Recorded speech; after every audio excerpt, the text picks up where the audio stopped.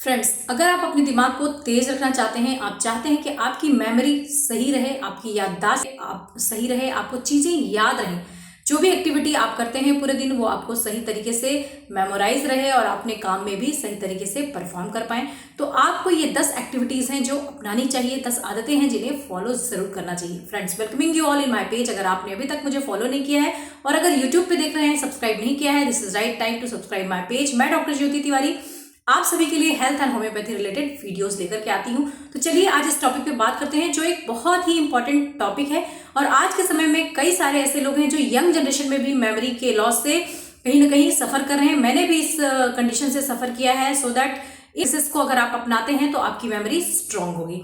सबसे पहले मैं बता दूं कि आपको हमेशा कोशिश करनी है अपने आप को एक्टिव रखें। योगा, एक्सरसाइज, वॉकिंग, रनिंग, इन एक्टिविटीज को करके आप अपने आप को एक्टिव रख सकते हैं। इसकी वजह से ब्लड सर्कुलेशन अच्छा रहता है और आपका माइंड सही तरीके से कार्य करता है। दूसरा, माइंड के लिए भी प्रैक्टिसेस की बहुत जरूरत होती है। माइंड को भी एक ऊर्जा और एक टॉनिक की जरूरत होती है और वो उसके लिए है मेडिटेशन। रेगुलरली 15 मिनट से लेकर के आधे घंटे तक आप मेडिटेट करें, माइंड की एक्सरसाइजेस करें, जिसकी वजह से आपका माइंड चुस्त दुरुस्त रहेगा, एक्टिव रहेगा, भूलने का प्रॉब्लम नहीं होगा। साथ में आपको कोशिश करनी है आप मल्टीपल वर्क एक साथ ना करें, जिसे हम मल्टीटास्किंग भी कहते हैं। महिलाओं में कई बार आदत होती है एक साथ सुबह हम कई सारे काम निपटाने की कोशिश करते हैं और उसकी वजह से भूलने का प्रॉब्लम धीरे धीरे शुरू हो जाता है।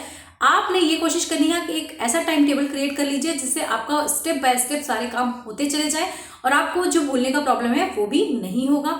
साथ में ही आपको अपने भोजन पे और डाइट पे बहुत ज्यादा ध्यान देने की जरूरत है। आप अपने खाने में ऐसी चीजों का उपयोग करें जिनमें विटामिन B12 या विटामिन बी ज्यादा होता है। विटामिन B12 आपकी मेमोरी को स्ट्रांग रखने में काफी हद तक मदद करता है। सो इसमें आ जाती हैं हरी पत्तेदार सब्जियां, नट्स, वेजिटेबल्स, फ्रूट्स एंड साथ ही साथ डेयरी प्रोडक्ट जैसे दूध, दही, पनीर, टोफू या घी।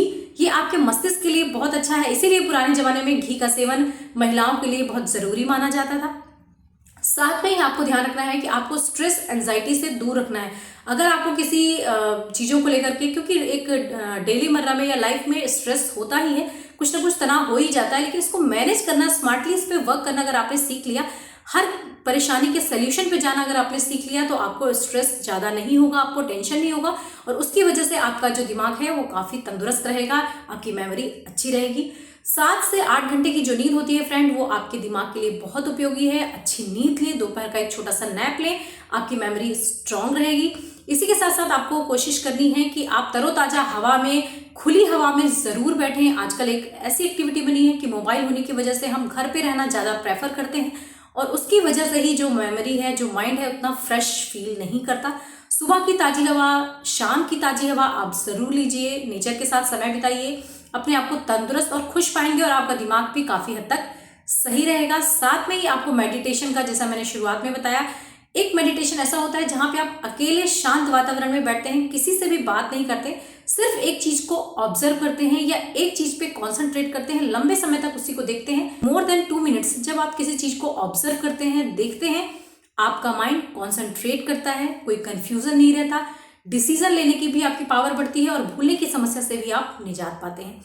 इन एक्टिविटीज को अपना करके आप अपने दिमाग को तेज कर सकते हैं, दुरुस्त कर सकते हैं और जो भूलने की आदत है उससे भी निजात पा सकते हैं। Thank you so much for watching.